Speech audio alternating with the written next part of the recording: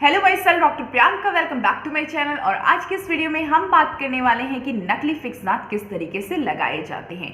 सबसे पहले हम इस वीडियो में बात करने वाले हैं कि नकली फिक्स दांत लगाने की ज़रूरत हमें कब पड़ती है, कब हमें नकली दांत लगवाने चाहिए, अगर हम नकली दांत नहीं लगवाते हैं तो क्या उसका कोई नुकसान है या हमें आगे चल के उसमें कोई प्रॉब्लम आ सकती है, नकली फिक्स दांत किस तरीके से लगाए जाते हैं।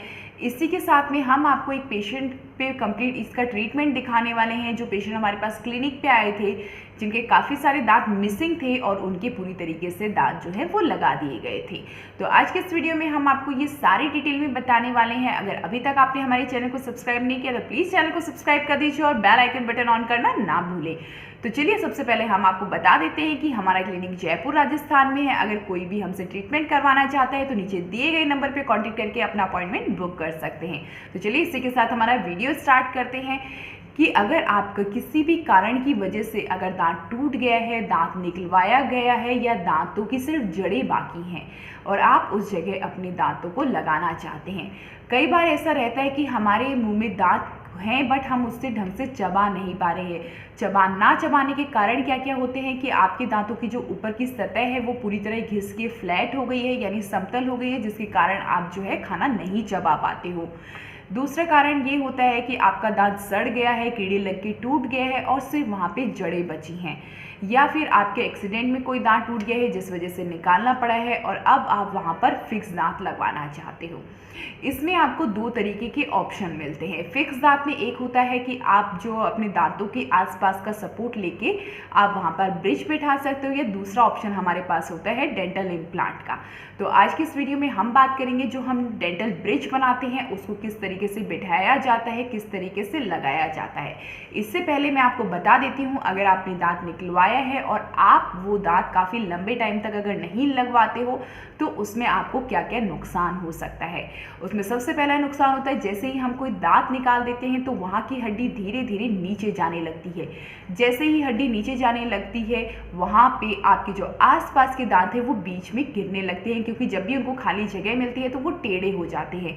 टेढ़े होने की वजह से जैसे आपके दांत एक के ऊपर एक मिलने चाहिए थे उस तरीके से नहीं मिल पाते हैं और आपको उस तरफ से खाने में दिक्कत आती है। काफ़ी लोगों का ये भी मानना है कि हमारा एक साइड दांत नहीं है तो हम दूसरे तरफ से आराम से खा लेते हैं, चबा लेते हैं। बट इसमें भी एक नुकसान होता है, जब आप एक ही तरफ को ज़्यादा यूज़ करते हो तो आपका जो जॉइंट होता है, यानी जो TMJ जॉइंट है, जो हमारे यहाँ पर जो जॉइंट होता है जिससे हमारे ये नीचे का जो हड्डी जुड़ी हुई है, अगर हम एक ही तरफ को बार बार चबाने में काम लेंगे तो वहाँ का जो जॉइंट है वो दर्द करने लगता है। इसीलिए हमेशा आपको कहा जाता है कि आप दोनों तरफ से बराबर चबाएं।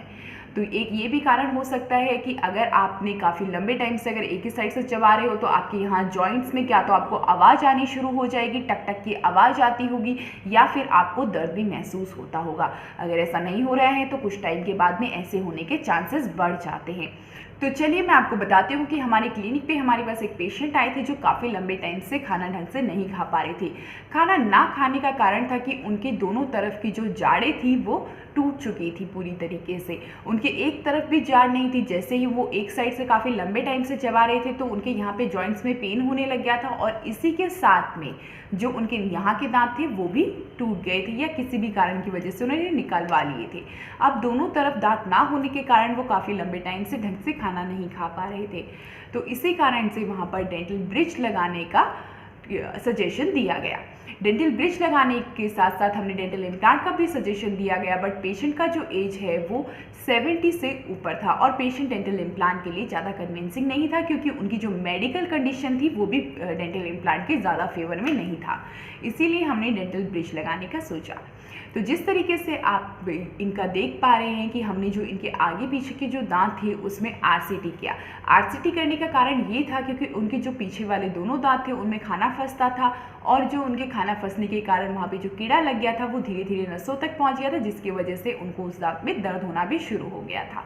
आप देख पा रहे हैं मेरी जो साइड में फोटो आ रहा है उसमें आगे पीछे की जो दांत है उनकी RCT करके वहाँ पर टीथ को प्रिपेयर किया गया है। टीथ को प्रिपेयर करने का मतलब है कि टीथ की थोड़ी सी कटिंग करा गया है, जिसके कारण हम उसके ऊपर जो है कैप बैठा सके। इसीलिए हम लोग दांत की जो है वो हल्की सी कटिंग करते हैं।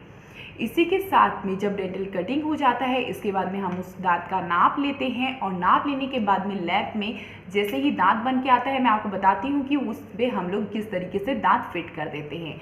जैसे कि आप ये देख पा रहे हो कि हमने इनके ऊपर के और नीचे के दांत जो हैं वो कम्प्लीटली फिट कर दिए हैं और सारे दांत आपस में काफ़ी अच्छी तरीके से मिल रहे हैं, जिसके कारण अब वो इजीली खा रही है और इनको कोई भी आगे चल के प्रॉब्लम नहीं आती है। ये पेशेंट बहुत इजीली खा पा रहे हैं और इनको कोई भी तकलीफ जो है वो नहीं आती। ये परमानेंट सॉल्यूशन होता है फिक्स दांतों का। अगर आपके भी काफ़ी लंबे टाइम से अगर कोई दांत मिसिंग है और काफ़ी लंबे टाइम से अगर आप सोच रहे हैं कि मैं भी अपने मुंह में अगर दांत लगवा लूँ, तो आप अपने मुंह में फिक्स दांत जो है वो लगवा सकते हैं। अगर आपको भी हमसे आपके दांतों का इलाज करवाना है तो नीचे दिए गए नंबर पर कॉन्टैक्ट करके अपना अपॉइंटमेंट बुक कर सकते हैं।